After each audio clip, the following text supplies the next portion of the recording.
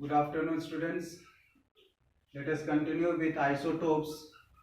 Yesterday we saw what isotopes are.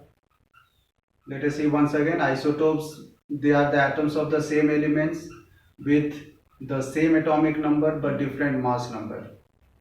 Today we are going to discuss about the properties of isotopes. Isotopes will show similar chemical properties but they will have different physical properties. Let us see the reason why isotopes have similar chemical properties. Since the chemical properties of an atom depends on the electronic configuration, and because isotopes have similar or same number of electrons and protons, they have similar electronic configuration. Because of this, they will show similar chemical properties. On the other hand, isotopes will have different physical properties like boiling point density, and these physical properties depends on the atomic mass. Since isotopes have different atomic masses, they will have different physical properties also. Now there are some isotopes which are radioactive in nature. They are called radioactive isotope or simply radioisotope. We have some examples like carbon 14, then tritium, 1s3, etc. They are radioactive isotope because their nucleus are highly unstable and undergo a spontaneous disintegration of the nucleus, due to which the nucleus split and gives out harmful radiations. These nucleus are unstable because of the large number of neutrons compared to the protons in it. Let us see some uses of radioactive isotope like cobalt 2760. They are used in radiotherapy for the treatment of cancer. Then we have carbon 614. They can be used in the determination of age of fossil fuels.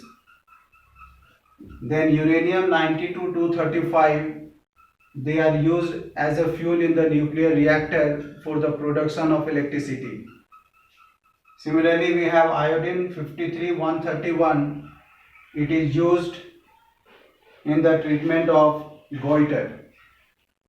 So this way we have various uses, and we can have next as a fractional atomic mass. Let us see what is fractional atomic mass. Atomic mass, this is the mass which actually represents the average weight or average atomic mass of all the isotopes of an atom. You can see chlorine has a fractional atomic mass of 35.5. So how this 35.5 has come? Let us see with the help of two isotopes of chlorine. You know there are two isotopes of chlorine, namely 1735 and chlorine 1737. Now they occur in the ratio 3:1. That means for each three isotopes or three atoms of chlorine, there exists one atom of chlorine 37. Once again, for each three atom of chlorine 35, there exists one atom of chlorine 37. Using these two, we are going to calculate the fractional atomic mass of chlorine. This is the process. Fractional atomic mass, we will take 30. So let us see fractional atomic mass. We can take this 35 multiplied by 3 plus atomic mass of chlorine 37 multiplied by 1 divided by 3 plus 1. Now when you multiply, add and divide, you will get the fractional atomic mass as 35.5. And next we are going to see the isobars. Let us see what are isobars. Isobars. Isobars are atoms of different elements having same atomic mass but different atomic numbers. You can see these are the atoms of different elements with the same atomic mass, but their atomic numbers will be different. You can see example, argon and calcium. Their atomic masses are same. Each has 40 as the atomic mass, but atomic numbers are different. Argon has 18 atomic number and atomic number of calcium is 20. So these two are isobars. We have another example where you can see chromium and iron. They have the same atomic mass but different atomic numbers.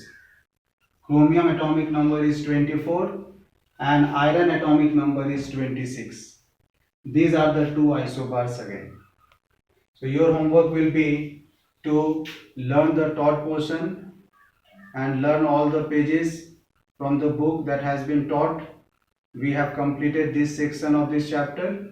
Then we'll discuss the question answer. Thank you.